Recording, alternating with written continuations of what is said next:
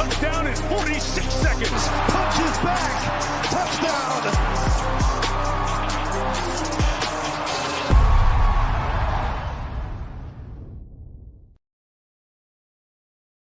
Merry Christmas. Happy New Year from Run Pure Sports. This is the Pick and Winner Show.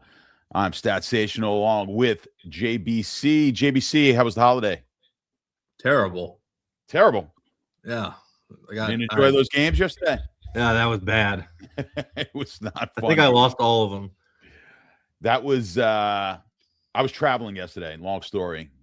Should have been, most normal people would be sitting home with family, but I spent literally the entire afternoon at the airport and then flying the night game. So night game, really, I didn't get to see much at all.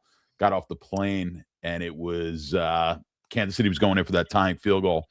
So I kind of picked it up from there. But, yeah, I would say a surprise when that line goes to 13. Did you – and you liked it at the 13? I didn't get a chance to see anything. I had 13 half and under. I didn't think Kansas City would be able to score at all, and they kind of didn't. But yeah. The problem was Denver not being able to score. Yeah, I mean, I had under 37, so that was a winner at least. But yeah. I mean, the games were entertaining, even if they were terrible. Besides the Dallas game was great. Dallas game was great and entertaining, as it always is. I wish Cowboys were every fucking Island game.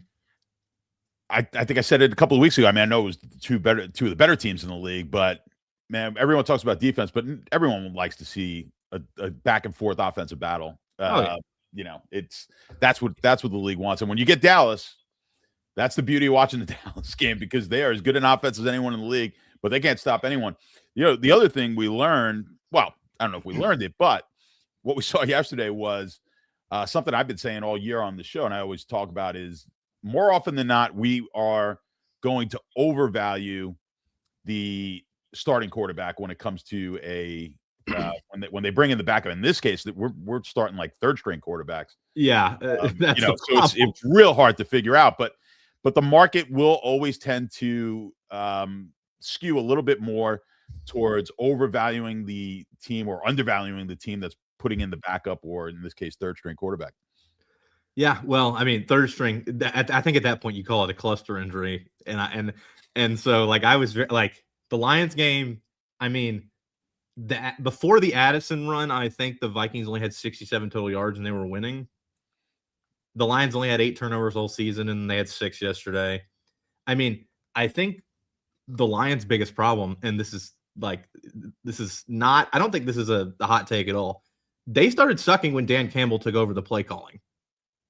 And like he everybody loves Dan Campbell and his shtick and everything, but like he needs to stick to what he does. Like you don't see like fucking Mike Tomlin taking over defense, like anything. Like don't do that. The fact like they went in the toilet right when he started calling the plays, and yesterday that was the problem. The Minnesota pass rushers are getting there every time. Brian Flores was coaching circles around Dan Campbell, and Dan Campbell kept going deep. He refused to run, 5-yard in cuts, little out routes and shit. Amon-Ra's fucking wheelhouse. They didn't get him the ball, and they fucking lost for it. Well, I mean, that's always been my big take, is these coaches who are more focused on the coordinating on whatever side of the ball it is. Typically, it's offensive guys who are these head coaches, I think, more often than not. Play calling, I just think it's really hard to do. And, if you weren't the elite play call, if you're not Ben Johnson or an Andy Reid or one of these type of guys, and I don't like it for any of them, but at least you could say, well, look, I'm a proven great play caller, and I'm going to continue to do this. I don't know if Dan Campbell's been proven to be that. I just don't want.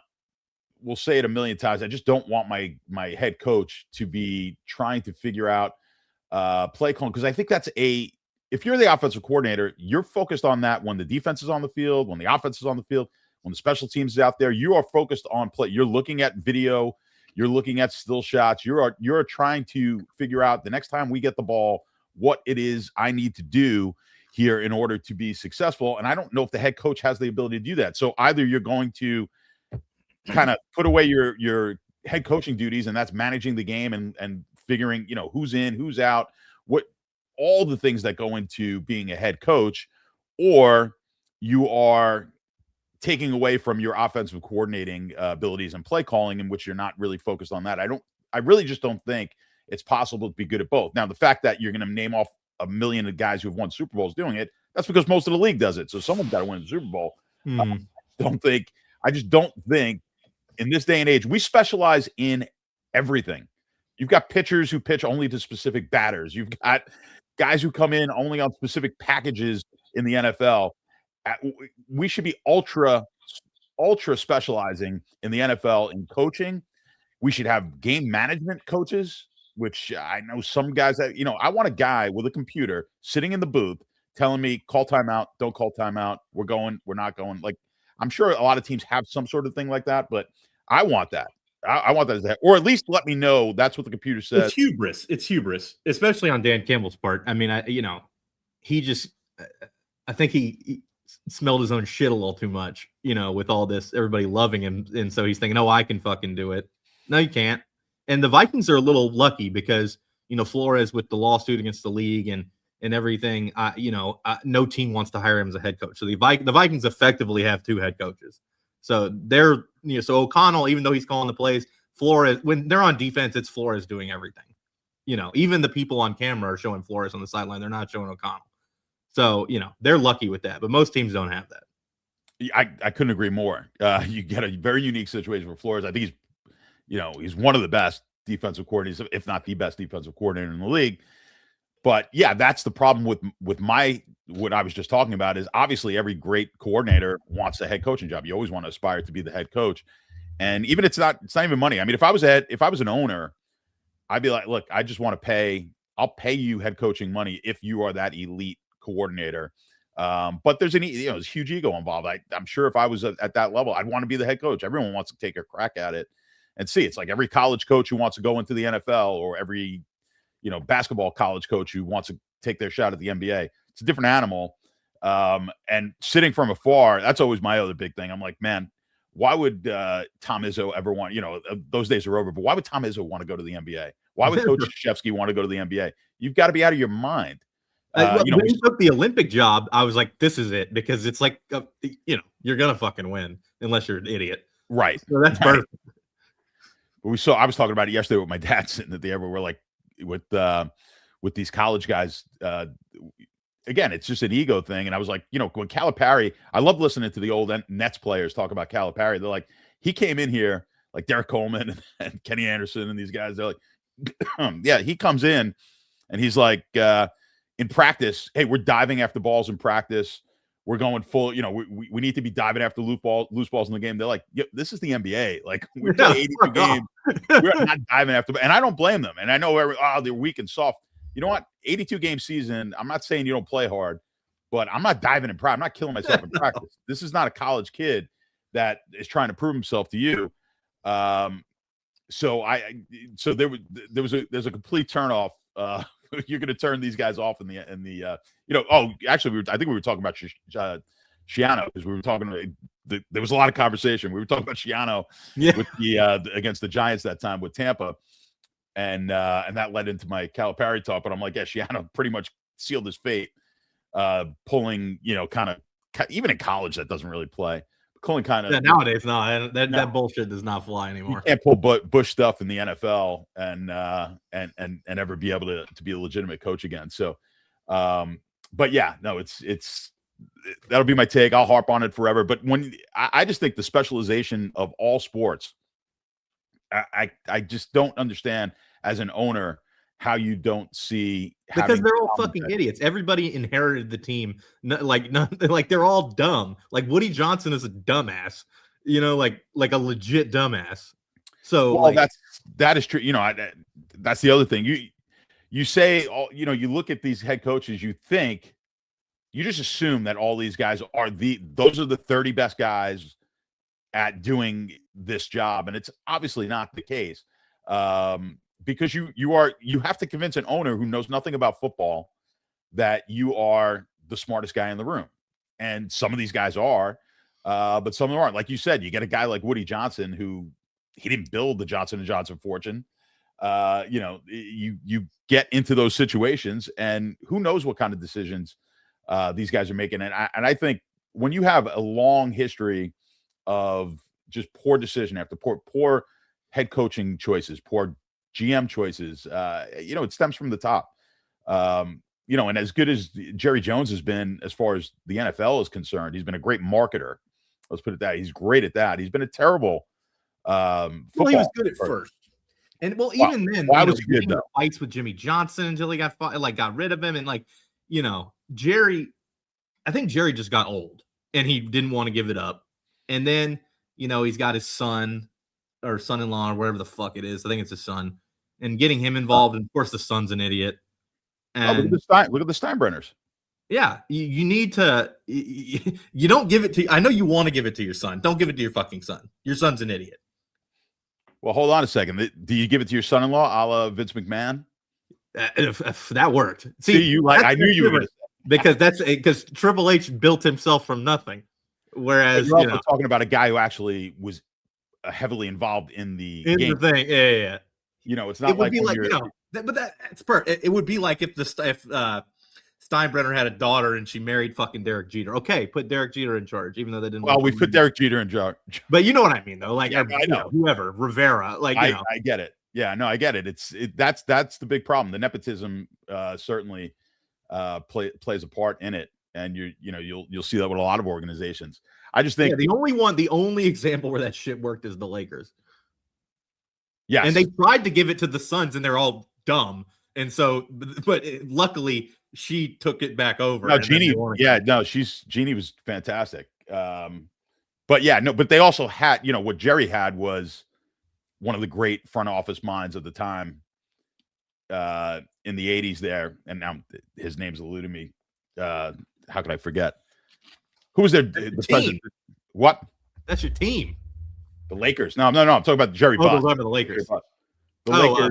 What? It wasn't. Are we talking? No, it wasn't Mitch. Oh, you're talking about Jerry West. Jerry West. He's the logo on the NBA. Right. Another fucking player that they, Right.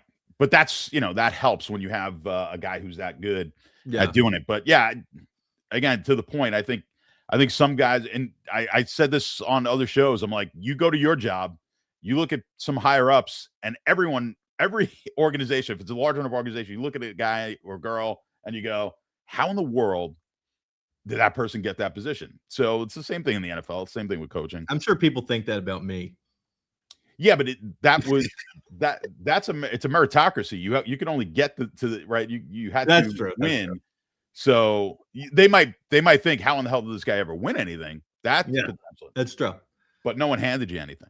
So which is the nice part about doing this kind of work. You kind of eat what you kill in this world. So it's got its good and its bad. When you're actually not,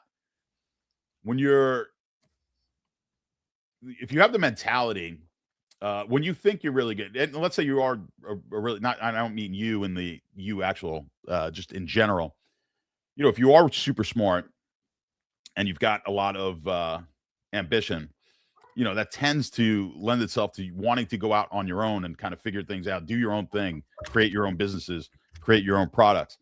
It's the person who is just, they're not dumb, but they're not a super genius either, and is capable of working within a system that a lot of times do really well. They play the game really well and move up. I've got a buddy like that who does extremely well.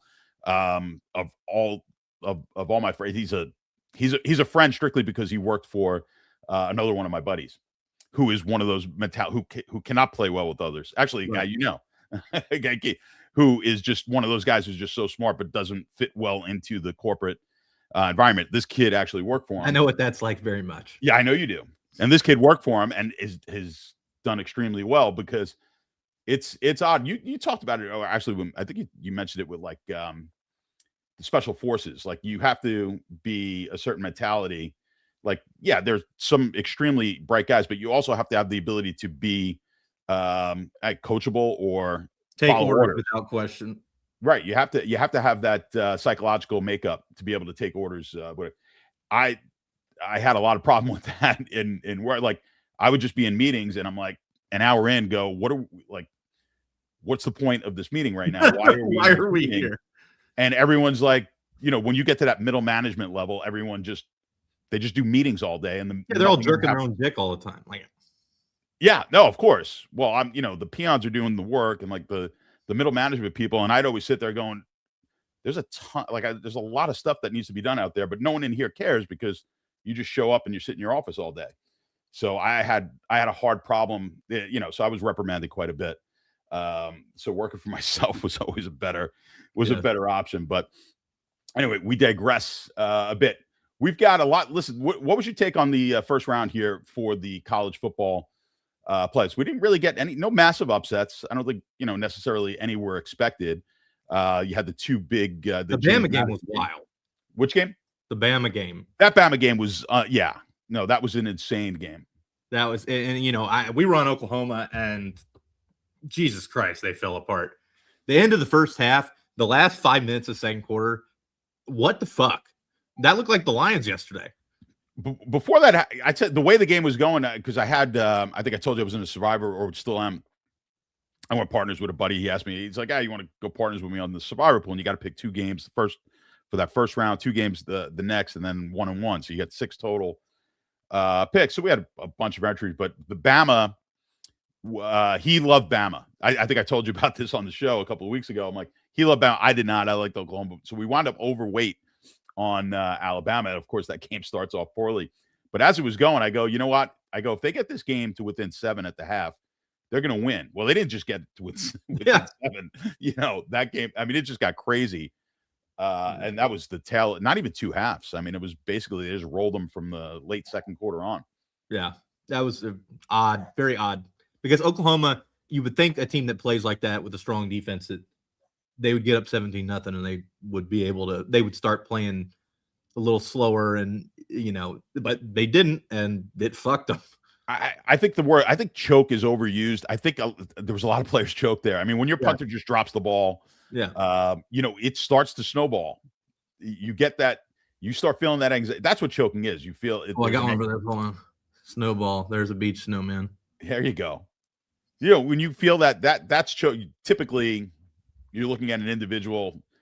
When a golfer gets I don't know if that's choking, but when a golfer misses a 5-foot putt to win a tournament, well, they make that putt 90% of the time. That's a choke. Or you miss that 45-yard field goal that you always make.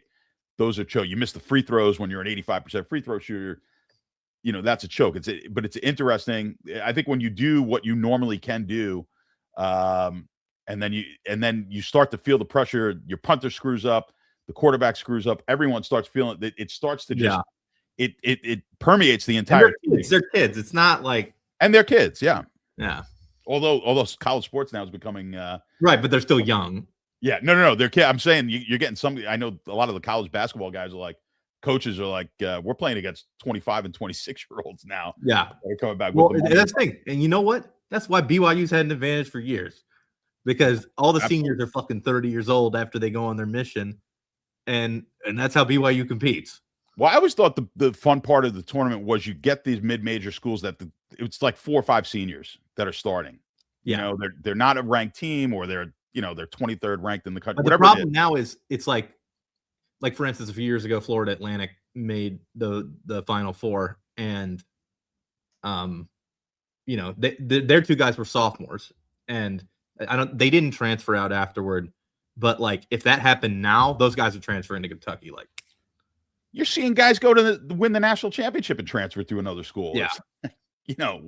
Obviously it's a monetary issue, but yeah, it's not, what I heard, a sport we don't really follow closely, especially at the college level, is hockey. My buddy same buddy who's in the Survivor pool, he was a pretty big hockey player. His son is probably going to go play junior hockey. And he was telling me the rules now have probably affected hockey collegiately more than any other sport, because they're getting paid more than the NHL will pay them as a draft pick. And the NHL is now using the college sports as their minor leagues, and they're telling their draft picks where to go to college. So they're suggesting, hey, I want you at Minnesota, for whatever connection that they have to Minnesota, right, with the coach, the college may be, and they're wanting their price, because apparently they own you cannot get drafted for 4 years after you get drafted in the NHL. So if the Rangers draft you, they own you basically for 4 years until you could go back into the draft.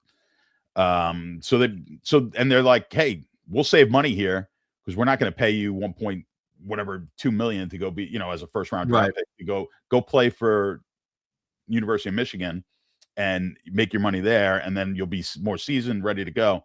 It's become like a minor. It's very interesting, all this dynamic. There's going to be a lot of changes, I think, to yeah. I mean, they need.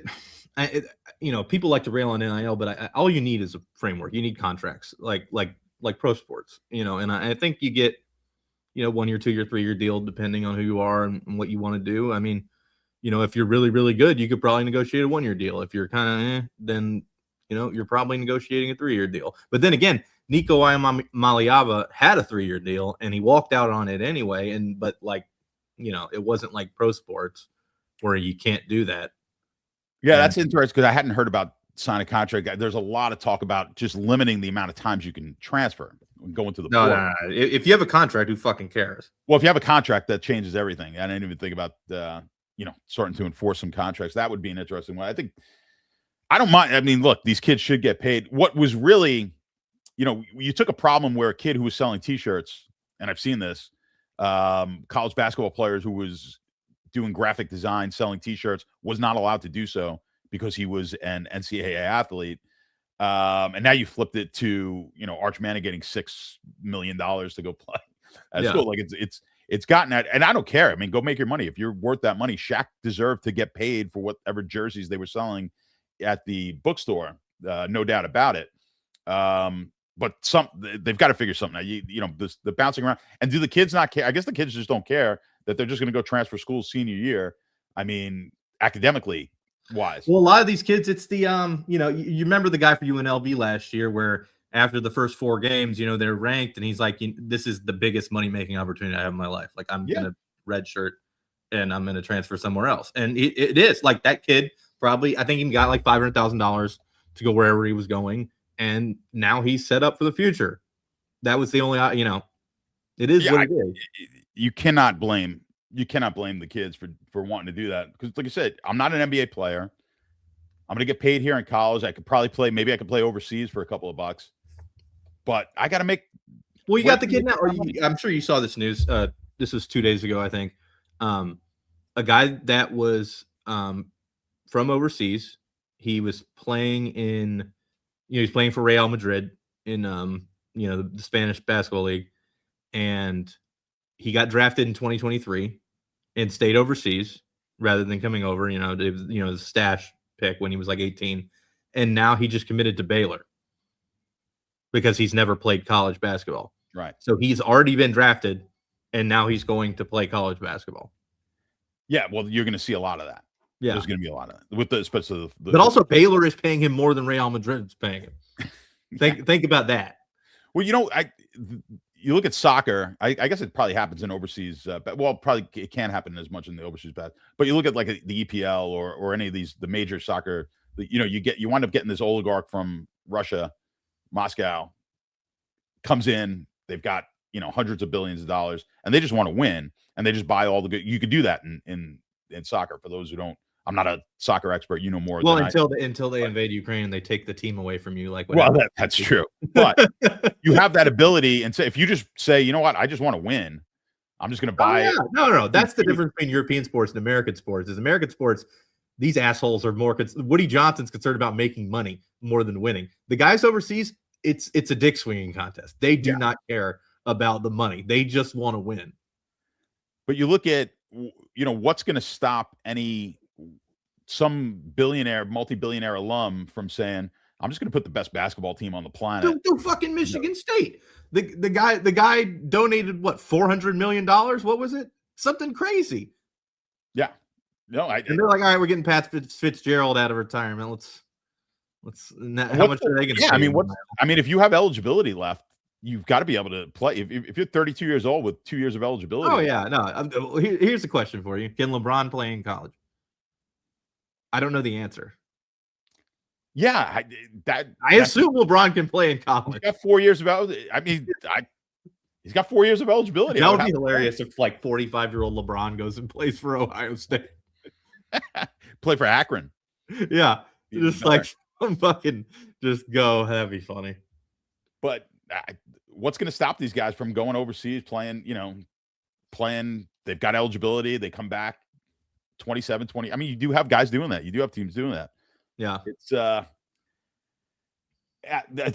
gonna have to figure something out. I don't want to see the kids not get you're a paid. Mets fan. That's the one thing I love about Cohen is that like he really doesn't seem to give a fuck about the money, like at all. No, he doesn't. Although this year they've kind of they reined it in because it was getting a little ridiculous. But yeah, well, Mom is not happy about this Pete Alonso thing. I'll tell you that right now. But she didn't have time to talk about that because she's focused on winning your league. Oh and, yeah, I got our bounced other in the semifinals, and now your mother is going to win my league again. She's literally mentally ill, and I say that in all sincerity. She, I mean, it's 24. I stayed there for a few days for the holiday. I'm back here now, but I mean, it's nonstop. YouTube, watching every fantasy sports thing she could possibly. You're like, this is my job. I don't want to talk about this shit. Yeah, and it's and she's like, and then she's like, I just can't wait for this week to be over, so I'm done with this. I can't take it anymore. No, you actually love it. You love it. No, of course she loves it. I know. I go in her car, so I'm using her car while I'm there. The Sirius Fantasy Sports Channel is on 24/7. She knows every. I'm like, oh, like remember when you were on there and she was like, "Oh, I heard you on Sirius." She just texted me, yeah, because I barely talk to her. So she calls me like or texted me after I was on Sirius. And she's like, "Why didn't you tell me you were going to be on?" She's like, "I was listening. I was listening and I caught it anyway." Yeah, of course. I'm like, yeah, because I know you're listening anyway. Oh, thank God I'm back home. That's all I got to say. Anyway, all right, let's go to the college the college football games. Obviously, that was an entertaining one. Couple of kind of snooze fests. The Miami Tulane had already okay. Tulane played Ole Miss in the regular season. They lost 45-10. Tulane played Ole Miss in the playoff. And they lost 41-10. Why did we need to see that? Maybe I would have liked to see Notre Dame play, but listen, they had the look ahead lines out, and Notre Dame was -5.5 at Oklahoma, and Alabama was +2. Yeah, I know. Notre Dame is the third best team or second, no doubt. But but here's the thing: don't fucking lose to Miami and Texas A&M at home. That's the other thing. Or go play in a conference. Go win your conference. Or go play in a conference, assholes. So, but yeah, those games were not all that much fun to watch. The James Madison and Tulane, especially when James Madison backdoored the spread. That was awful. Yes, but the Miami game wasn't terrible. Certainly comes down to the end. If you like defense, I mean, I enjoyed the game watching it. I also bet on Miami in the under, so it was like. That was good. That worked out nicely. I mean, a lot of opportunities to score. They just, on both teams, they were just kind of shooting themselves in the foot a bit in that one. But we're left now with these games. So we've got what's the first one here? It's going to be New Year's Eve, right? The first game. We've got Miami and Ohio State. I think Miami's up first. Yeah, that's the New Year's Eve game. Yes, and that is a 7:30 game where Ohio State is. Basically a 9.5 favorite, most places -110. DraftKings has it -9.5 with the over at 42.5. What do you think in this one? I think total's a little low based on what we just saw out of Miami. I know Ohio State isn't the most fast-paced team in the world, but I gotta think that that 42.5 is a little too low for these teams. It's not like Carson Beck is incompetent. That game in College Station, the wind was really heavy, and that affected a lot of, the pass game. I assume that won't be the case. I mean, we'll know more about the weather closer to game time, but I really like the over, and that tends to make me think that Ohio State might just pummel them. Yeah, I kind of get that feel as well. I like the over in Ohio State to cover the 9.5. Before you even go deeper, I mean, do you like Ohio State to just win this thing? Do you think they just come back and win? Dude, I mean, we watched Indiana play Ohio State and Oregon, and they looked fucking like Indiana kind of looks like a wagon. They look really good. I mean, from a fan standpoint, I think it'd be a lot of fun to see Indiana win this thing. Yeah. To win it all. I like the story there. But I don't know. I think it's 3 teams, and then maybe, you've got one outside shot. It's Georgia and with the Indiana and Ohio State are. I think the Oregon Texas Tech game. I think people are discounting those two. I mean, it may or may not be because I'm holding 125-1 on Texas Tech. Yes, from before the Texas Tech has an outside shot here. I mean, outside, obviously. But dude, the Texas Tech's defensive line is they're stacked. So Oregon, Texas Tech, I think have a chance. I'm less confident in Georgia in a situation against Indiana or Ohio State, but yeah, we're probably just going to get Indiana and Ohio State again. It could be, certainly. I mean, that's what the market would tell you. That Texas Tech, you mentioned them. They've got the first game on New Year's Day. They're going to be they're a dog here to Oregon. Yeah. So 2.5 you're getting over at DraftKings. 52.5 is the total. What do you think? I think Oregon was a little discounted after that Indiana game earlier in the year, where they just kind of fell apart in the second half. And I live bet Indiana about 500 times in that game. But I tend to think they're the better team here. Texas Tech, I really don't think their offense will be able to hang with Oregon. In Oregon, I trust more to score even against that pretty insane defensive front. So, Oregon only laying 2. I would take it at anything under a field goal. You think if this, do you like the over? You think but do you like the over if it's Oregon? Do you see it going one way? If it goes over, are you more apt to think Oregon covers this game or vice versa? Vice versa, because that would mean Texas Tech didn't have a problem scoring. Right. Okay. So yeah, if the game stays under. Yeah. If it stays under, I think that means Oregon won 31-14. So that would be good because you're not going to get. It's not a heavily correlated parlay. So if you wanted to take this in a parlay, yeah, I agree. I think Tech's offense is a part. So if this game stays under, I would agree with you. If you kind of wanted to parlay this under with Oregon and Texas Tech to the over, if you like either one of those sides, I think you could play that as a parlay. And because it's such a low spread with the high total, you're not going to have a big differential there on the, what the SGPs won't be, they won't be juiced too badly, I don't think. The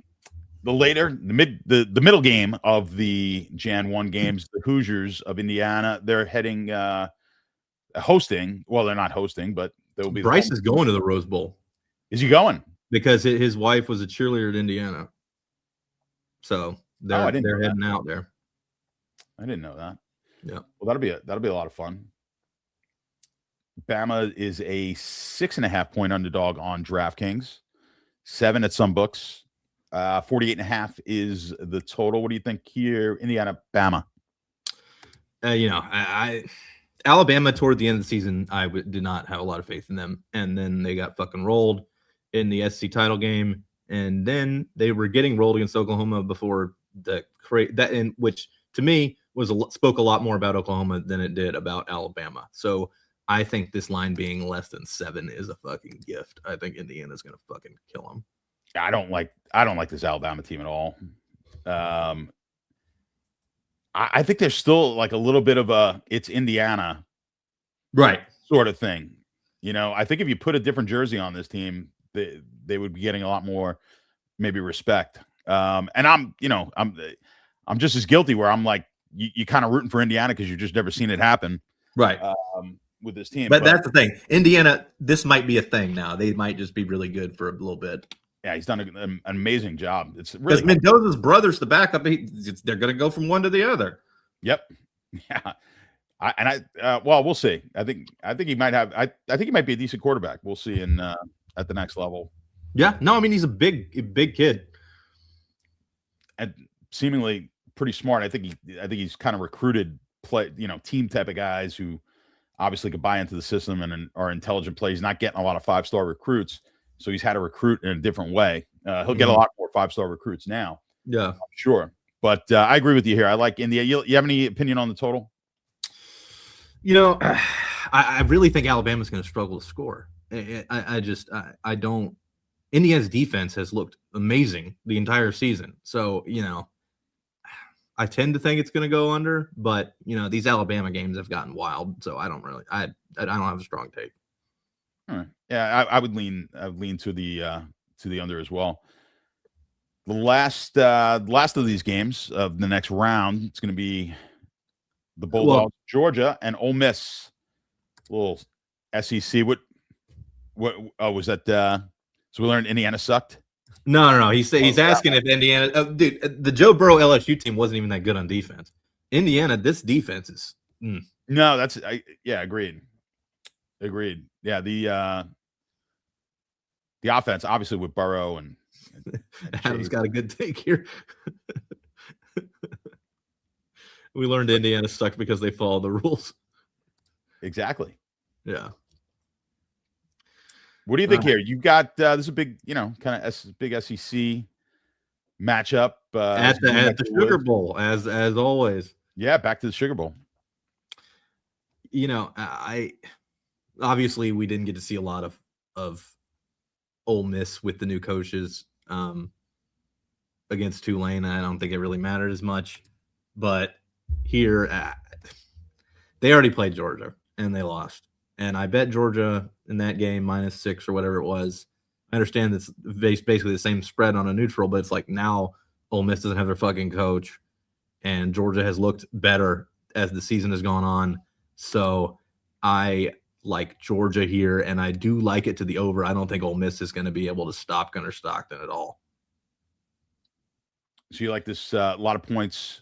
Georgia and over. Do you think it matters? Do you think missing, Lane here, you think that's a big deal? Yeah, I mean, he was calling plays, right? Yeah, definitely. Yeah. I mean, just that, I think that aspect probably hurts him more than anything. Yeah. I don't know if it, the kids are going for you're trying to win a national championship. I just don't know.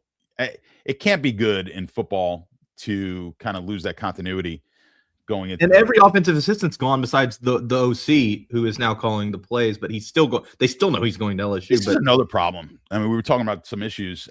Something has to be done where you can't lose your head coach before the bowls. I mean, right. You just can't, like in the NFL, you can't talk once you're out of the postseason and you're done, then you can start talking to but otherwise they have to tell you can.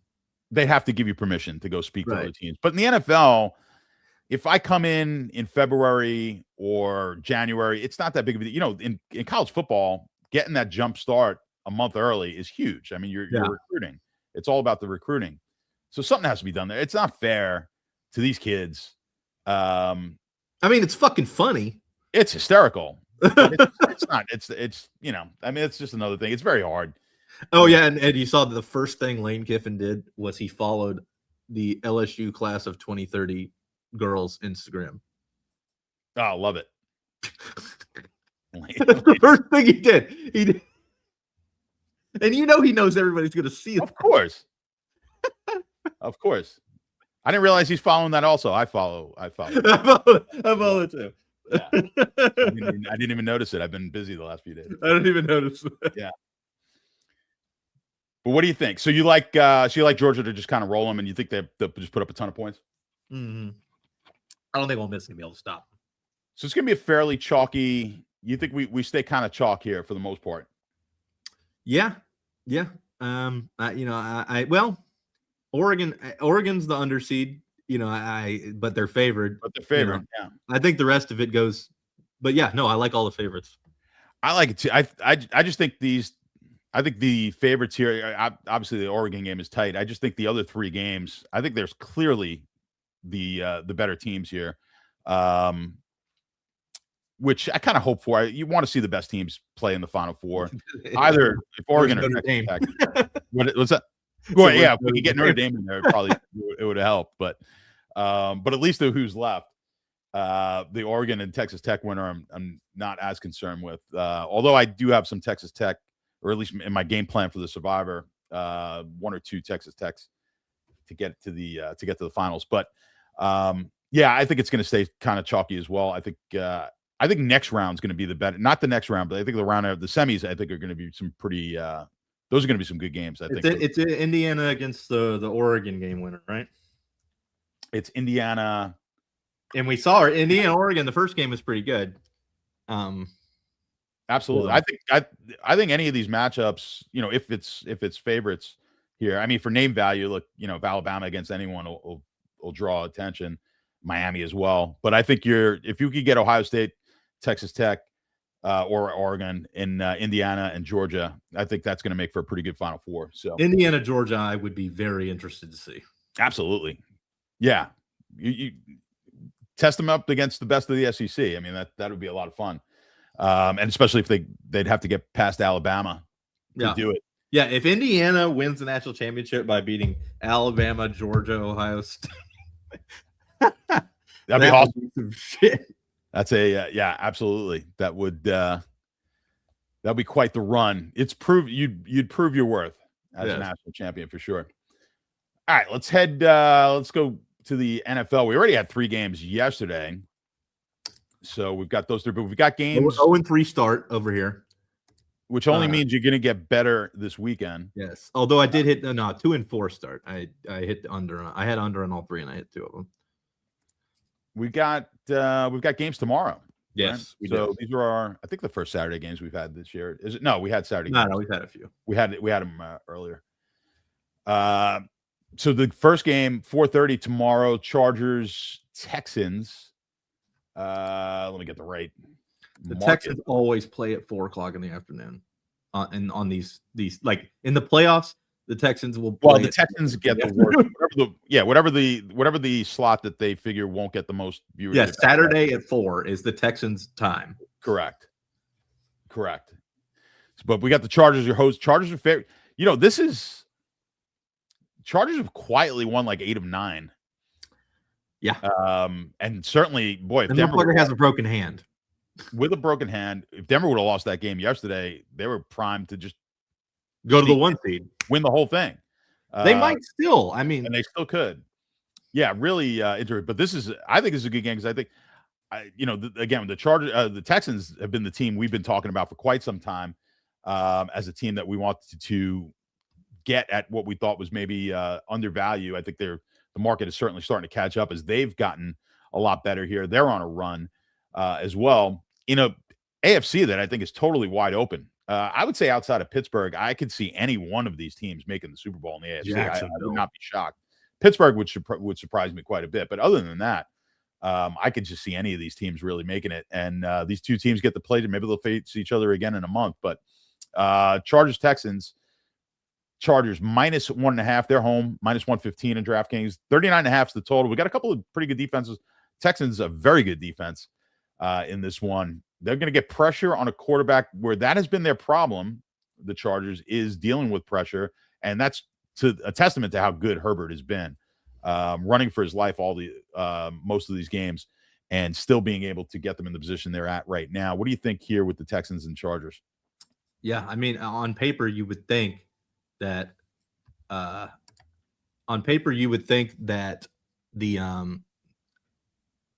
Texans would be the pick here based on, strength versus weakness type shit. But, I believe in Herbert's ability to get away from him. It feels like this should be a 3-point spread to me on the road. I feel like these teams are pretty even. So to get the Chargers at only minus 1.5, I feel like that feels right to me. So yeah, I like the other side here. I just think the Texans, to me, I've got them as one of the best teams. I've got them as like the number 3 all year. I mean, the Chargers are really good too. So it's like, I just think this Texan team is a better team. I think the best unit on the field is certainly going to be that defense. I think they're going to struggle. The Chargers, that is, will struggle offensively. They're going to get a lot of pressure on Herbert. I think he's going to be running for his life, as he's done much of the season. But I think this is a step up in defense here, and I think they're going to give him a lot of problems. I like the under as well. So I like the Texans in this game in a really just kind of low-scoring, grinded out type of matchup here. I would put the total at 37.5. It's at 39.5. I think the Texans are actually should be the 1.5 point favorite, maybe a 1 point favorite in this game. So we get a little bit of value. I like this on the money line. Give me the Texans money line, and I'll take the under 39.5. At the late game on Saturday night, it's the Packers hosting the Ravens. boy, it's a couple of teams. The Packers are still in it. So are the Ravens, but hanging by a thread, right? Ravens still have a shot here. Yeah, they would just they would need to win this game, and then they would need the Browns to win as a 3-point dog on. Yeah, Sunday, I mean, which is not that ridiculous. Lamar did me dirty. Needed him for my no Merry Christmas to get into my championship game, and that wasn't. I somehow lost with Puka Barkley, who was, he didn't go crazy. I had Puka, Barkley, and Hampton, who were all pretty good in a very, very deep league, and not even head to head. I just had to be one of the 4 people left. I had to be one of the top 2 scorers, and lost because of Lamar. Yeah, I had Josh Allen, so I had similar feeling. It was brutal. But yeah, you're looking at and the Packers, that game that they lost. I mean, that's just brutal. That cost me, like, I was winning the showdown before the onside kick. Mm-hmm. I think that the Bears getting that onside kick cost me $175,000. That sucked. It was not a difficult onside kick. That sucked. It was. I bet on the Bears, so that was fine, but that sucked. Yeah, well, you didn't bet $175,000. I didn't bet $175,000 on them. I know that was brutal. So yeah, there's a couple of teams that are just kind of reeling here, but a lot to play for. So the Pack are 4.5-point favorites, -108, 39.5 again, another low total on this game. Well, Packers are in the playoffs now, right? The Packers are in. Yeah, I believe with that Detroit loss. Yeah. What's the Lamar status here? And that injury looked like, nothing. I don't think Lamar was just kind of faking it. By the way, this line is moving like crazy right this second. It is 5.5. 5.5? Yeah. Like DK still at 4.5, but Circa, Westgate, they're all moving up right now. It's fun. I don't have them up on my screen. I can get them up. Pinnacle's still a 4.5 from what I'm seeing. Right. So they're moving up. Okay, so money's coming in right now on Lamar's not playing. So that must be it. Yeah. I was just going to ask you if we have anything on Lamar's status. He was doubtful. They might be announcing that he's just straight up out now. That's if it's moving that quickly right now. Now would be the time that they would say it too. Yeah. So no Lamar. Yeah, I see. Yeah, 5.5. I just opened up the Circa. Yeah, you might want to jump on this one now at some of these other books if Circa's already moved at a point above them. But you can still get the 4.5 over at. I should actually put this in at the Hard Rock. It's only 4, and 4.5 with the Pack, 39.5. So obviously, no Lamar. If there's no Lamar, you like the Packers here. Yeah, I mean, dude, Malik Willis looked pretty competent. Like, he was good. Like, he hasn't throughout his career. He's not really been particularly mistake prone, but he can't get the ball down the field. And his passing looked pretty massively improved again, it's the Bears where the defense isn't as, isn't that good, but the Ravens defense isn't that good. So, I tend to think Malik will be able to score on this Ravens defense. I have a lot less faith in Tyler Huntley against the Packers. So I like the Packers. I couldn't agree more. I love this game. Now, I think you'll get better if they finally announce him out. I think it'll get worse here if they do announce him out. So I do like to play this now. I agree with you. I don't think the differential. Give me a point. I always like to throw this one at you. What's the differential here on the line between Willis and Love? 4. I don't even think it's that high. Might not be because Willis after how I would have said more the last week, right? But after watching how Willis played in that game, he was great. We say a lot of times we're like, when I bet against the quarterback that gets hurt, like in that game, a lot of times I hate it. That was one of those situations. I didn't have the Bears, but I would not have liked having the Bears. Wound up working out well for you if you did bet the Bears, but I thought it was because he's a different type of quarterback. Right. He could run. He ran really well. I think he's going to be able to run all over Baltimore. And I agree. I thought he threw the ball well. We've seen him in this spot before, though. And they've won like most of, if not all of the games that he started, I think. Yeah. And they've overvalued the differential there between Love and Willis. I think Willis is 4-0 as a starter, and I think Huntley's like 6-11 or something. Mm-hmm. Yeah, I like this game quite a bit. I think the Packers Packers great spot. I would like. I think the line should be closer to 6, so I would get this one now. I think the total's a little tricky. I would probably play this one to the over. I think the 39.5, even with both of the backup quarterbacks in there, I still like this one. High floor for these quarterbacks. I agree. As far as like how many points they're going to score. Yeah. So I like the over in the game. All right, let's head to Sunday. We've got the Battle of Florida here, Miami. Big game for Tampa. They head down south to take on the Dolphins. 5.5 point home dog for Miami. No juice there. Plus 100 on DraftKings, and over 44.5 minus 108. What do you think with Dolphins? Can Tampa turn this around and win the division that seemed to be rightfully theirs all year? Yeah, I mean, I said this last week, and it played out exactly as I said. Quinn Ewers fucking sucks. I don't know why he's fucking in there. I don't know why he's in the NFL. He shouldn't have a job. So Tampa Bay all day at anything under 7. I don't know what I got on me, but yeah,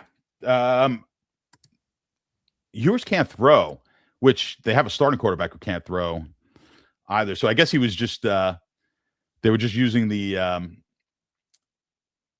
I guess he sort of fit the suit. He fit the system. It's like Huntley playing behind Lamar. Yeah, it's like I guess he just kind of fit. He's like, all right, well, we'll play another weak arm quarterback and just throw him into the system. But I agree with you here. Tampa playing for their life. I think they win this game. If this goes how we think it's going to go, we're going to end up seeing each other next week. Yeah, I've been rooting against it for the whole way. The less I see you, the better. But we might have a fun week ahead of us or weekend next week when you come down here for that game. That'll be. They probably throw that game on Sunday night. They could, I'm only coming if it's the night game. I think it's going to probably be the night because that game will have no effect on anyone else. That's going to be. Yes, Kevin. Yes, we are. Yes. Well, the thing is, if San Francisco, if San Francisco Seattle's for the 1 seed, they might do that. Yeah. I mean, it would be a better game for sure. Well, it'll be interesting. Will it be? Will it be? Yeah, well, it'd be a game more people would want to watch, I would assume. All right, we've got talk about backup. I think we're on the 5th string running back here for the Browns this week, potentially. The Browns, I feel like this has happened 3 or 4 years in a row where it's just like death to all the running backs. Death to all the running backs. Samson may play. I guess he was questionable. I know this because I was with my mom, like I said. Oh, your mom was talking about. Well, she had to pick up Sanders, the 5th string, right? Because she had Rodriguez going yesterday, who was sick. No, right. So panic set in, and but I had Bill in my 3rd place game in that league. I had Bill. Well, she was able to pick up. She's got Samson and Sanders, so she will have a running back. I don't know how good they'll be, but it is Pittsburgh, and that total though. I mean, good Lord, 34.5 is the total. The Browns are getting 3 points at home, minus 102. What do you think on this one, Cleveland and Pittsburgh? Rock fight, man. I think this is going to be really, really low scoring. Browns offensive line, as we've discussed, is dead, but Shedeur has still been able to make some plays. I don't see either team scoring very many points. And in that situation, I will take the points. So I like the under and Cleveland. It's going to be raining, I think. The weather's going to be it's going to be bad. It's going to be ugly.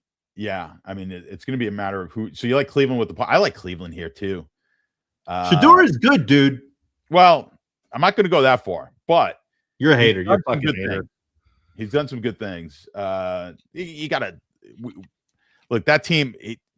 He's probably better than the results have shown because they've got a lot of problems on that team. Fanning getting hurt. They still got Njoku. Tight end. Fannon's been unbelievable. That's been the connection. Oh, dude. Shedeur to Fannin. Yeah, no, I'm like, I need Fannin to get in here. I played like 50% Fannin last week, and I'm like, I need him to get in here. And they run the fucking tush push with Fannin. I was like, yes. There we go. Yes. Yeah, that was a good weekend last weekend. But yeah, I think this line, I think this should be more. I think this should be closer to a pick 'em.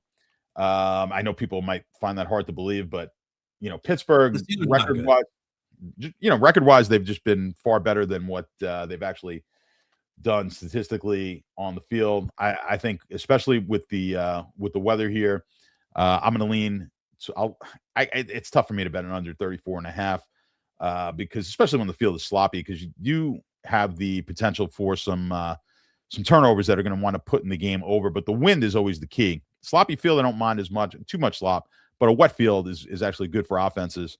It's the wind. So we're looking at 14-mile-an-hour winds, probably going to be gusting a lot more than that. That's my bigger concern as far as the total goes. But I'll lean a little bit towards the under. But I do like Cleveland quite a bit. I like Cleveland to win this game outright. So that would be my pick for. And that's the thing. If the Ravens win and if the Ravens lose tomorrow, then Pittsburgh will have already clinched. Right. Is the other thing. Well, they're playing. Oh, that's true. Yeah, they play on different days. So that's tomorrow and Sunday. So they'll know. Yeah. And there's a good chance that happens, obviously. So, yeah, we shall see. And I don't think Pittsburgh could really move their position at all. No. Playoffs. No, I don't think so either. Yeah. All right. Jets hosting the Pats. 13.5-point home dogs are the Jets. 13.5 minus 112. Over on DraftKings. 42.5 is the over, minus 118. What do you think? The worst team in the division and against maybe the best? This guy for the Jets is not good. The Jets are not good. You know, did you think the Jets were hiding this phenomenal quarterback? I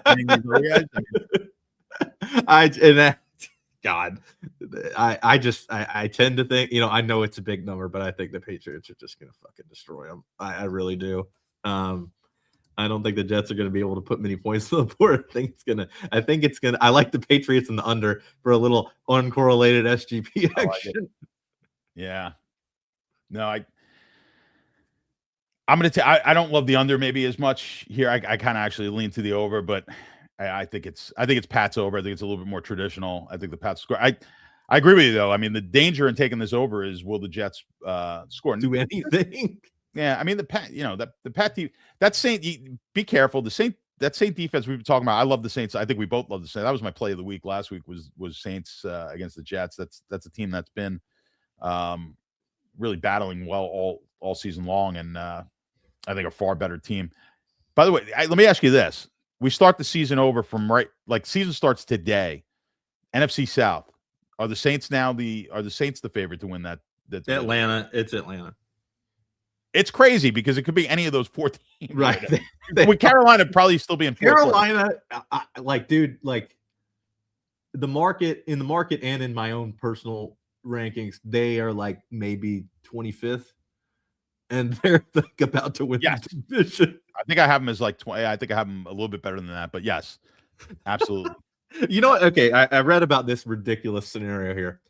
If the Panthers and Bucks both lose this weekend, and then the Bucks win in week 18, and the Falcons win their last 2 games, then you get a 3-way tie at 8 and 9, and it would still be the Panthers. But that's the only way the Panthers can lose in week 18 and still win, is if the Falcons get into first place tie with them. Yeah, well, that's not happening. So they ain't winning this week. But yeah, so I'm with you here. I'll take the Patriots. I don't love it. I hate laying this many points. But I think the Patriots just kind of smack them around. I think the total, I'm leaning more towards the over though. But yeah, the fear is, can the Jets actually score some points and get this one to the over? I still don't know the fucking quarterback's name. We shall see. Patriots defense not that great. I still don't know the quarterback's name. Cook. Yeah. Cook. I knew his first name was Brady, but I didn't know what his last name was. Yeah. I was thinking it was Brady Smith in my head. I knew it was a B. I was thinking Blaine Brady. Blaine Cook. Yeah, Blaine Cook. It doesn't matter. Let's go to your Panthers here. Big home. They've been in this spot how many times? Big home dog to an NFC West team. Here we go. +7, minus 102, 42.5 is the total. Seattle's coming in. Big game, obviously, for both of these teams. What do you think? You said you don't have Carolina all that high in your rankings. What do you think on this one? I actually like us here. I hate saying it, but like a touchdown feels kind of heavy. Like, I know the Seahawks are great, but the Seahawks, their offensive strength is throwing it to Jackson Smith and Jigba like 50 times, right? And the Panthers have the best shutdown corner in the league. So it would seemingly be like this is a bad matchup for Seattle. Like Seattle is a team that is uniquely equipped to be bad against the Panthers. Look at what happened when the Rams played the Panthers. The Panthers won that game. It's the same type of scenario. JC Horn out there. I think the Panthers keep this close. My numbers are exactly. I have it at 7 and 42.5, which is exactly where the market is. Excuse me. You can get some 7.5s, and maybe only the juice. Well, if you're taking the Panthers, you're really paying very little juice here at the +7s across the board, -102 over on DraftKings. So you're paying about 18%, 18 cents to get the 7.5, which is I'd actually prefer to pay the 18 cents, take the 7.5 -120 myself. It's worth 10 cents. It's worth now? They're worth about 17. It's worth 17, 18 cents. It's about right. The differential there. It's not 10 cents. Not the 7 to 7.5. Well, actually, 7 to 7.5 is it's closer to 14 cents, I think. Yeah, I'm thinking the 3. The 3.5 is worth closer to 20 cents. Right. But yeah, I should know those numbers at the top of my head, and I forget all the time. What the fuck is wrong with you? Yeah, exactly. Well, lack of sleep. Let's put it that way. Yes. So yeah, maybe paying the 18 cents a little overpaying, but yeah, I don't have a strong feeling. But I as far as the numbers go, I don't have a strong feeling. I kind of agree with you though. Like, I mean, I feel like Seattle here. This just has the feeling of like Carolina. I don't know if they win the game. Just has a feeling of Carolina playing them tight. Like I don't know that we can score, but we can stop them. They scored on the Rams pretty well. Yeah, that was in wet weather. They turned the ball over a lot. They did.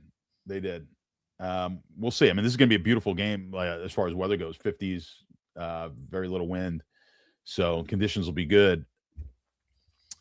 Yeah, I don't have a real strong opinion, but I am not going to be shocked if I have to make the pick. I'm taking Carolina plus the points. Let's go, baby. Yeah. All right, man. Let's go. Cincinnati home -7.5 on DraftKings -105, 53.5 against the Cardinals. It's gonna be a big survivor pick for a lot of people this week, and for those still alive, that is. What do you think here? Bengals terrible defense, not so terrible offense. 53.5. That's our biggest total of the entire day here, or entire weekend. What do we think? If there's one thing I know about Joe Burrow, he sucks. It's that when they're 5-10 and they're playing the Cardinals, he's throwing 5 touchdowns. He's stepping up. This is Joe Burrow time, baby. Like the Bengals may put up 40 again. I think the Bengals are going to put up 40 again. So and the Cardinals offense is good. I love the over. I love the Bengals. Bengals and over all day. Jamar Chase and DFS, Burrow and DFS. Everybody just fucking, they're about to unload. Yeah, but I think Arizona, the good thing in DFS, I think Arizona will get their points. Oh, yeah. Well, so Brissett's going to throw 50 passes. Yeah. Brissett, for the most part, they've been pretty good. Been pretty good for fantasy DFS purposes. I have it right at 53.5, so I can't get too crazy, but I do like it to the over myself. And I just can't lay 7 here with the Bengals. I think it'll be a shootout. I think it'll be tight. I'm going to lean Cardinals. It's not a strong play for me. I'm going to take the over though and take the points. I think I think both teams get into the 30s, and maybe you're right. Maybe we get the Bengals up into the 40s, but I think this will be a back and forth. Not a lot of punting. Should be a fun game to watch. Certainly, if you this is the game. This is the game of the week. Yeah, for fantasy purposes, without a doubt. All right, to go from the game of the week to maybe not so game of the week, the Titans hosting the Saints. But these two teams kind of, maybe feeling themselves a little bit. 2.5-point dog, the Titans are -105, 39.5 -110. If you're a fan of either of these teams, you got to feel a little confident, a little good. Maybe your quarterback's playing a little bit better. The Shuck Saint team has done some damage. Hey, look, they've caused some turmoil in the NFC South. Beat Tampa, beat Carolina, All right, supposed to beat the Jets. They did that. But this Tennessee team, look, there was no Kansas City, no Mahomes for Kansas City last week, but they put it to them. So this is an interesting one. What do you like here? You like the Titans getting the points at home, 2.5? I'll tell you what, I've come 360 or 180, whatever the fuck, on Tyler Shuck. This guy, he can play. And he might be better than Cam Ward. Shit.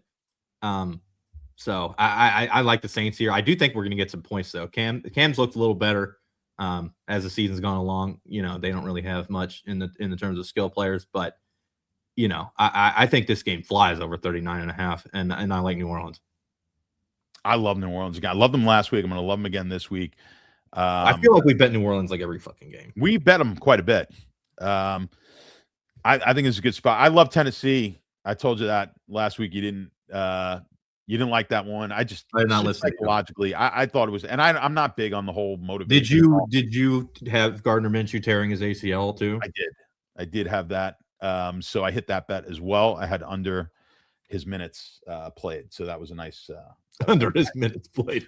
That was, but look, I just think I really think the Saints might be the best team in the NFC South right now. I mean, they might be. Yeah. I think this.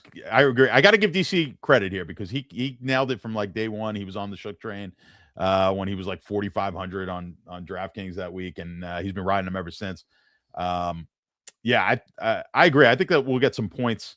I actually only had this at 37, so I'm under. But I think these teams have changed a bit. I think we're seeing both offenses. If we look at the full season, maybe not giving us the picture. We got to look at the last few weeks. So I think we're going to wind up getting more offense than maybe the numbers would lead you to believe if you're looking at the season as an entirety. So I like this one to go over, but I really like the Saints.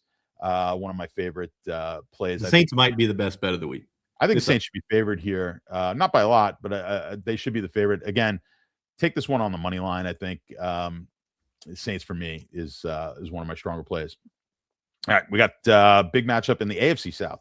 You got the Colts, Jaguars. Colts 5.5 point home dogs, 48.5, -110. They lose their quarterback. He wasn't playing well before they got hurt. They were kind of sliding, and this team has been in a slide now ever since. And Jacksonville, talk about teams going in opposite directions. Boy, they go into Denver and just put it to the that Bronco defense on the road. I told you that last week. Like it was a matter of weather for me last week going into Denver, and they got 60-degree weather, perfect weather. They were able to go in there. Obviously, the weather would be pretty good here in Indianapolis as they're playing in a dome. So, is Jacksonville just going to keep rolling and with the Colts sliding? I liked what I saw out of Phillip Rivers. He played well. They played to his strengths. I think this game is going over like big time because I don't, and nobody can stop Jacksonville. And the Colts showed that they can put some fucking points up in that game. What it was 72 for the 49er game. 48.5 seems too low to me. I think this should be a 51. So I do like the game to the over, and because I believe in the Colts' ability to score, I think they're going to keep this one within 5.5. I actually had the total at 51. So I'm with you on this. I love the over more so than the game. I think Jacksonville, I really like what I'm seeing out of this Jacksonville offense. But I agree with you. I agree with your analysis. I'm like, look, Rivers has been fine. He's not, he's kind of obviously he's a stopgap, and they haven't been able to win. They played tough games. You're playing Seattle, you're playing San Francisco. Now you got to play Jacksonville. So, they might not have won these games even with Daniel Jones the way he was playing there. And certainly with the Daniel Jones with one leg, they probably weren't going to win these games either. So, I think Jacksonville, the one thing I'm confident in is Jacksonville's going to put points up on the board. And I think Rivers does enough to get them into the 20s, 24 points or something like that, which is going to put this game to the over. So I think the best play in this game is the over. Yeah. I'll tentatively take Jacksonville to cover it, but I think the over is a strong play. This just actually over here down by me, just moved to 6 for the Colts at the Hard Rock. And that'll be another fun game, I think. I think it'll be a good game. You got to like watching Rivers play. And I agree with you. Why is Rivers still playing now? Dadgummit, because he wants to. Dadgummit is right. Dadgummit. Love me some Phillip Rivers. All right, we got, man, the Giants. Giants are a road favorite at Vegas. It's amazing. Plus 1.5. The Raiders are getting minus 120 over on DraftKings. 41.5 minus 108 is your total. Giants a deserving road favorite. No. The Raiders actually looked pretty good last week. Ashton Genty finally looked like he did at Boise State. If they stick with giving him the ball, the Giants' weakness on defense is rushing. So it's like Raiders. I think the Raiders might be able to just cram it down the gut and win this game that way. So Las Vegas. Man, I have I had the Giants as a 1-point favorite in this game. It's not a huge difference from this line, but I'll lean to the Giants here, and I made the total 41.5. 42. So slightly into the over. I could see this game. I actually feel a little bit better about this game going over than I do necessarily one side or the other. I think both teams should be able to score. Neither is defense. You're right. The strength of this Giant defense is getting to the quarterback. I don't think they're going to have as much of that opportunity. I think they relied on Genty last week. He looked really good. A lot of people in fantasy, season-long fantasy leagues were kind of giving up on him. And if you benched him, that wasn't a very smart move last week. So I think Genty gets himself another big week against a weak Giant rush defense. My lean here would be Giants, but I'll take the over as a slightly stronger play. I'll take this game to the over. All right, we got the big one here, Eagles and the Bills. Bills are a minus 1.5-point favorite at home and 43.5 minus 115. They're basically telling you here the Eagles are the better team. They're telling you that the Eagles on a neutral field would be a slight favorite in this game. Do you buy that, or do we like Buffalo at home? Well, I think a lot of it has to do with Josh Allen being a little compromised. Obviously I still expect him to play, but the questionable tag is probably what's pushing it a little bit. I do like the Eagles here. The Bills, I don't see the Bills being able to do much on offense even with Allen out there.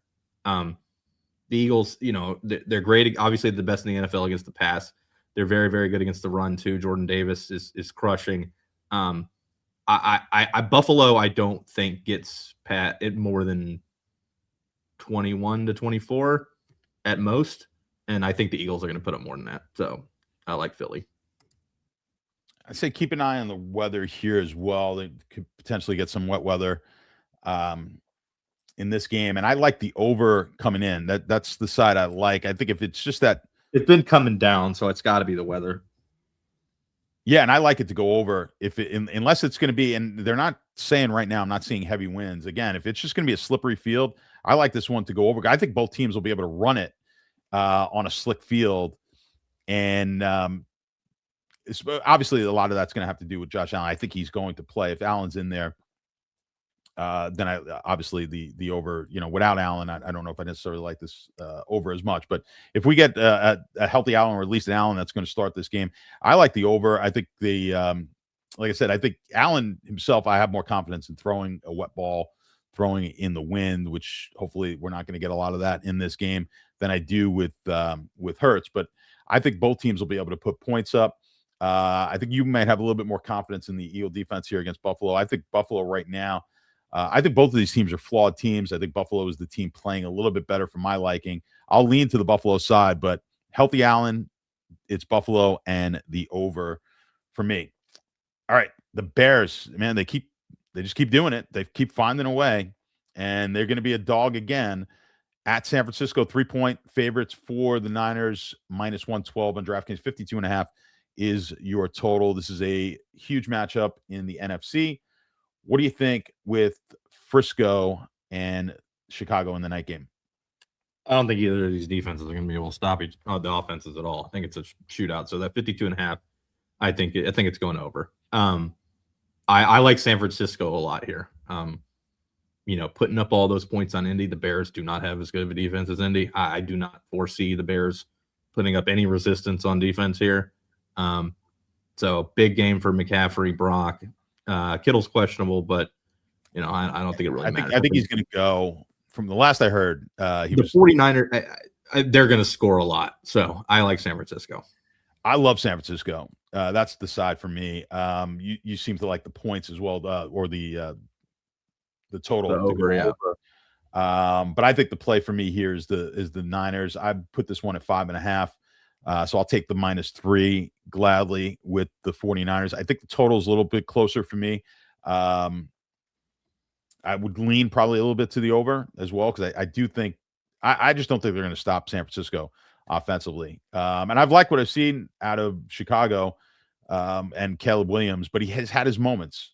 He's had moments where he hasn't looked all that great. Then he's come through in the clutch. And I think this Bears team, man, I think you can start betting the Bears to win the Super Bowl next year, quite frankly, because I think that defense is going to be a lot better. I'd start taking 2026, 27 futures on the Bears. I don't think they win it this year. Although, look, obviously they're going to be right there. They might be the 1 seed, and they might, who knows? And they might be able to pull it off. But I just think they're a year away, and they'll get better defensively next year. They're banged up. They're going to, of course, make some moves, but they're not there yet. And I think this 49er team, I think we're going to start seeing this 49er team start playing real well as we get into the playoffs, especially offensively. They're getting healthy. Kittle, I think, will be in there. Even without Kittle, 49ers for me, I think, kind of make a statement. I think they make a statement in this game and put themselves in the talk for one of the better teams in the NFC. All right, and speaking of best teams in the NFC, the Rams head over to Atlanta on the Monday night game. You've got a 7.5-point home dog with the Falcons, -105. 49.5, -115 is your total. What do you think, Rams at Atlanta? My favorite side on this is the over. I think both teams are going to be able to score. Atlanta's been pretty up and down, but we know they have the horses to score, especially when London's out there. So with Atlanta's skill players being what they are, I think both teams will be able to score. I think it goes over. And with that, I think that they'll be able to keep it within a touchdown. They'll score enough points. They'll give it up. The Rams will get theirs, but I think we're looking at 31-27, something in that range so I think Atlanta keeps it close. Yeah, not a strong opinion for me on the side. I've got this one at 8 points, so pretty much right in line with the market. I guess a little bit of value on DraftKings, but you're paying some juice on that 7.5. The total, I've got it just under. I've got 48.5, so I got a point under. It's not a ton of value for me. I would lean towards the under. This guy, I just don't trust the Falcons offense, to be honest. Drake London, really, he was another guy who shoved it in my what last week. Coming back, you got to play him, right? In fantasy, he's coming back, number one guy, and then he does absolutely nothing. So, yeah, I don't know if the Falcon offense is going to be able to score enough. I think the Rams obviously, I think, win the game. Can they cover the 8, 7.5? I would lean towards they can, but it's not a strong one for me, and I'll take it to the under just because I think the Rams will be able to hold them down. I think they're going to score less than maybe you do in this one, but neither side really a strong play for me. All right, what do we got here for the pick sixes? If we want to take a look at that before we say goodbye to everybody. You pull it up already? I'm doing it right now. All right, I will pull. All right, here we go. I will pull it up as well. All right, well, here's Saturday. Where's Sunday?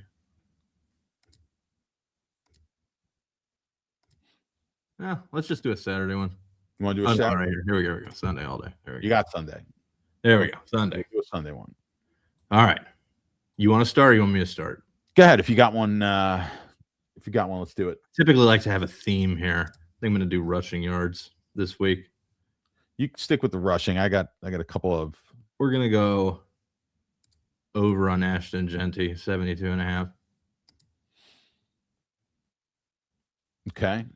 Give me the I know it's the Jets, and I know it's but I think New England just kind of run them over, and we won't need a lot of Drake May. So I'm going to take his under passing yards, 254.5. Drake May under. I think they'll take the they're not going to put Drake May at risk there. Over here. What's up? Blaine Cook. You going with Blaine Cook's over? No, I'm saying Blaine Cook. That. Oh, yes. Yeah. Blaine Cook. 158.5. That's your boy. All right.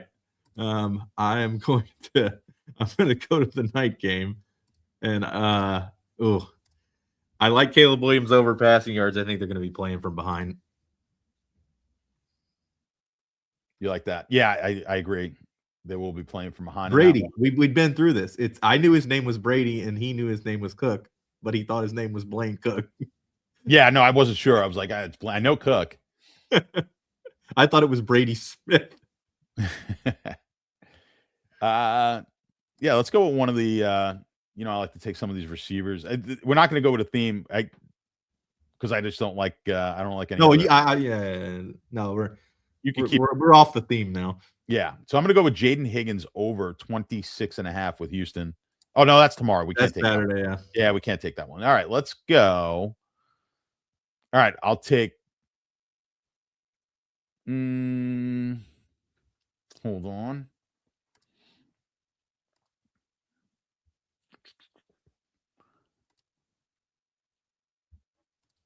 All right, screw it. Let's go with Jalen Hurts over. Passing yards? 185.5. All right, Jalen Hurts over. Look at that. What the fuck is that? Let's see here. Let's go to our favorite game here. What do we got?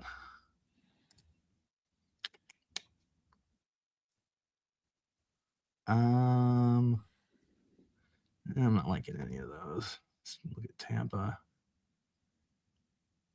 Waddle, Quinn Ewers 55.5. Okay, now we're cooking. All right, we're going with Jacoby Myers over 60.5.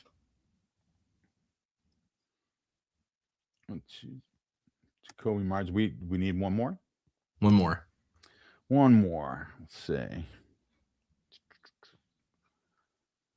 All right.